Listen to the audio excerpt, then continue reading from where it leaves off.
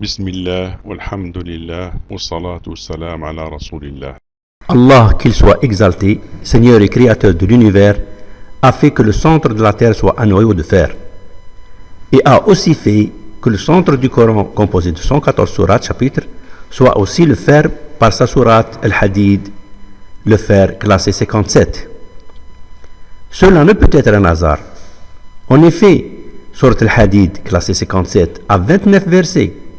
Et si on fait la somme de toutes les sourates du début du Saint-Coran jusqu'à cette sourate Al-Hadid, le fer, donc toute la moitié du Saint-Coran, on trouve 1653. Et ce qui est extraordinaire est que 1653 est justement 57 par 29, soit le classement de sourate Al-Hadid 57 par 29, le nombre de ces versets. Cela aussi est un autre hasard. Et si on considère le 1653e verset du Saint-Coran, on trouve que c'est le 57e verset de sourate Yusuf 12, classé 12, alayhi salam, soit en nombre 57 du classement du chapitre le fer Al-Hadid, dont le produit avec ses 29 versets a donné justement ce nombre 1653. Et si on compte le nombre de mots du mot le fer Al-Hadid jusqu'à la fin de la sourate Al-Hadid, on trouve 112 mots.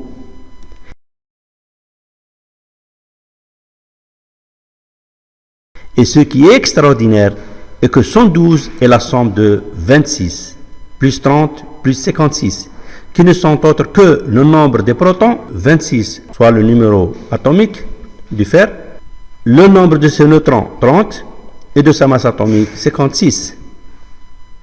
Cela est juste un autre hasard. On a déjà vu dans cette sourate, chapitre le fer, l'extraordinaire expression « Nous avons fait descendre le fer » wa anzalna al-hadid, confirmée par l'astrophysique moderne qui a découvert que le fer, atome lourd, ne peut être formé que dans des étoiles très grandes. Et en explosant à leur fin, leur fer éparpillé dans l'espace est arrivé sur Terre, confirmant ainsi le Coran qui a affirmé que le fer est bel et bien descendu du ciel. Et si on compte tous les mots de cette sourate, le fer, sauf les deux mots de cette expression « Nous avons fait descendre le fer » on trouve 572 mots, 461 à son amont et 111 à son aval.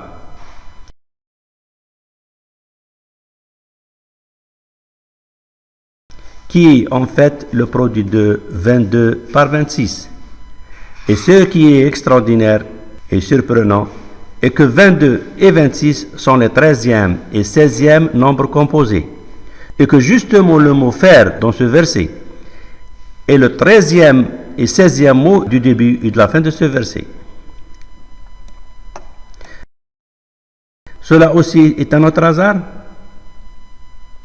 Qui peut au 7e siècle classer le mot faire, hadid, le 13e mot du début du verset et le 16e mot de la fin de ce verset, donc au classement des nombres composés 22 et 26, sachant que 22 par 26 donne le nombre 572, soit tous les mots de ce chapitre, sauf les deux fameux mots de wa anzalna al-hadid, nous avons fait descendre le fer, alors que les chiffres au 7e siècle n'existaient même pas. Et avant de finir, nous allons calculer la valeur numérique du mot al-hadid, le fer, en remplaçant chaque lettre par sa valeur qu'elle a dans le tableau alphanumérique arabe, qui existe depuis l'origine de la langue arabe.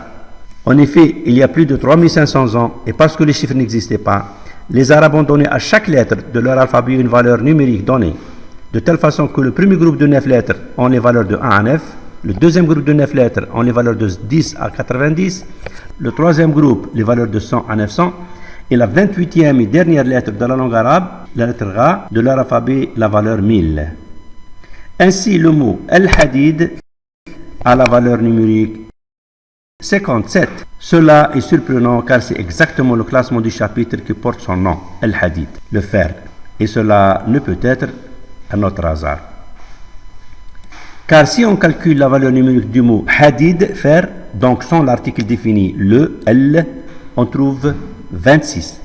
Cela est surprenant car 26 est justement le numéro atomique du fer, ou le nombre de ses protons. Cela est aussi un autre hasard.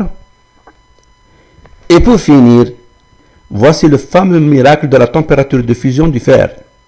En effet, le fer fut cité 5 fois dans le Saint-Coran, mais une seule fois le fer est décrit à l'état ramolli, fondu. Et si on compte le nombre de versets, du premier verset citant le fer au verset citant le fer à l'état fondu, on trouve 1538 versets. Et ce qui est extraordinaire est que 1538 est la température de fusion du fer en degrés Celsius. 1538 degrés Celsius. Qui peut faire cela? Le Saint-Coran est du 7e siècle, alors que le degré Celsius ne fut inventé qu'au XVIIIe siècle, en 1742. Cela est un miracle, car qui, au 7e siècle, connaît le numéro atomique du fer, ou nombre de ses protons, ou sa masse atomique, ou le nombre de ses neutrons, ou que le fer fut descendu du ciel, ou sa température de fusion, etc., pour les donner ainsi dans ce texte qui reste toujours inviolable et incorruptible depuis ces 1400 ans. Et cela en dépit de toutes les tentatives de corruption des ennemis du Seigneur de l'univers.